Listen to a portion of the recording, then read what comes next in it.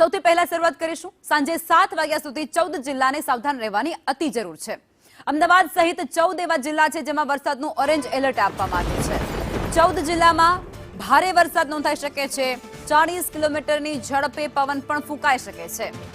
ગુજરાત સહિત अलग अलग जे राज्यों છે તેમાં પણ વરસાદની ભારે આગાહી છે, પરંતુ અત્યારે ગુજરાતના 14 જિલ્લા જે છે તેને ખાસ એલર્ટ રાખવામાં આવ્યા છે। હવામાન વિભાગની સાંજે 7 વાગ્યા સુધીની આ આગાહી છે, જેમાં વલસાડ, નર્મદા, છોટાઉદેપુર, દાહોદ, પંચમહાલ, મહીસાગર, અરવલ્લી, સાબરકાંઠા, બનાસકાંઠા, મહેસાણા, ગાંધીનગર, અમદાવાદ, બોટાદ, ભાવનગરમાં ભારે વરસાદ સાંજે 7 વાગ્યા સુધી થઈ શકે। આ ઉપરાંત 16 જિલ્લામાં આજે 7 વાગ્યા સુધી યલો એલર્ટ પણ આપવામાં આવી ચૂક્યું છે।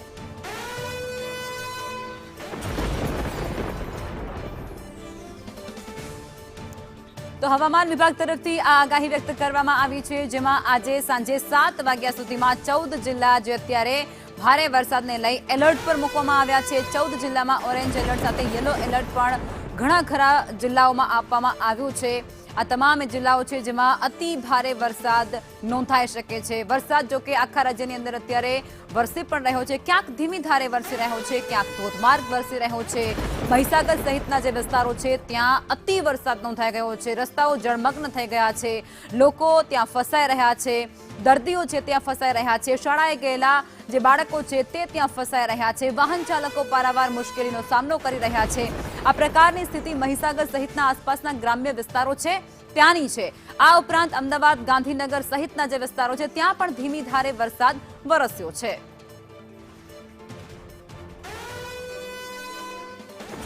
અને આજ મુદ્દે સહયોગી કૃષ્ણા અમારી સાથે ન્યૂઝરૂમથી લાઈવ જોડાઈ ગયા છે। કૃષ્ણા, વિંડીના માધ્યમથી એ પણ સમજીશું કે જે જિલ્લાઓ 14 છે એમાં ઓરેન્જ એલર્ટ આપવામાં આવ્યું છે, કયા કયા છે અને ક્યાં સુધીનું આ એલર્ટ છે? જી બિલકુલ લખમાં, ગઈકાલે પણ આપણે જે વાત કરી હતી, આજે પણ મધ્યપ્રદેશમાં જે લો પ્રેશર સિસ્ટમ સક્રિય થઈ છે તેના ભાગરૂપે ગુજરાતના આ જે જિલ્લાઓ છે જે વરસાદની આગાહી કરવામાં આવી છે, આપણે પહેલા મેપથી સમજીએ, ત્યારબાદ વિંડીથી સમજીશું। આ હવામાન વિભાગ દ્વારા જાહેર કરવામાં આવેલો મેપ છે આજની તારીખ માટે, એટલે કે 11 તારીખ માટે।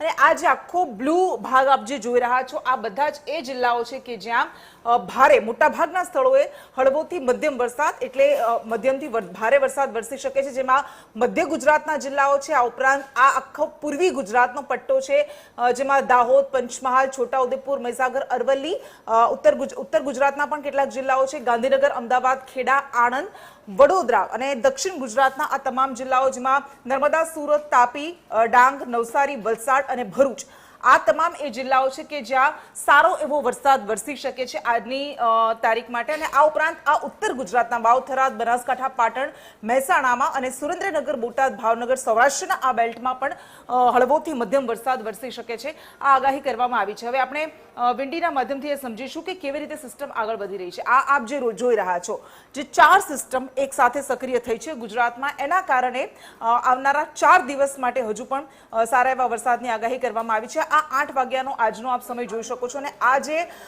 સિસ્ટમ અત્યારે દેખાઈ રહી છે એ દક્ષિણ ગુજરાત અને પૂર્વ ગુજરાત, મધ્ય અને દક્ષિણ ગુજરાતના વચ્ચેના પાર્ટમાં વડોદરા, પંચમહાલ, છોટાઉદેપુર સુધી તેની અસર દેખાઈ રહી છે, અને એના કારણે આ વિસ્તારોમાં સારો એવો વરસાદ વરસી શકે છે। આપણે ગઈકાલે પણ જોયું કે છોટાઉદેપુરમાં ભારે વરસાદ વરસ્યો છે, અને આ આવતીકાલના 11 વાગ્યાનો સમય છે ત્યારે પણ આ સિસ્ટમ જે છે એ વડોદરા ઉપર છે, એટલે અહીંયા ભારે વરસાદની સંભાવના છે। ઉપરાંત અસરના ભાગરૂપે દક્ષિણ ગુજરાતમાં અને આ જે ગોધરા, છોટાઉદેપુર, પંચમહાલ, નર્મદાનો બેલ્ટ છે ત્યાં પણ સારો એવો વરસાદ વરસી શકે છે, તેની અસર થોડી ઘણી સૌરાષ્ટ્રના આ ભાગમાં પણ થઈ શકે છે। ભાવનગરમાં હળવા વરસાદની આગાહી કરવામાં આવી છે, અને ત્યારબાદ ધીમે ધીમે આ સિસ્ટમ છે એ દક્ષિણ ગુજરાત તરફ જઈ રહી છે। આપ જે જોઈ રહ્યા છો મહારાષ્ટ્ર સુધી પહોંચી રહી છે, પરંતુ તેની અસર એ દક્ષિણ ગુજરાતમાં આવી રહી છે, અને પરિણામે 12 તારીખે રાત્રે અને વહેલી સવારે દક્ષિણ ગુજરાતના કેટલાક ભાગોમાં પણ વરસાદ વરસશે। લખમાં જી, આભાર કૃષ્ણા।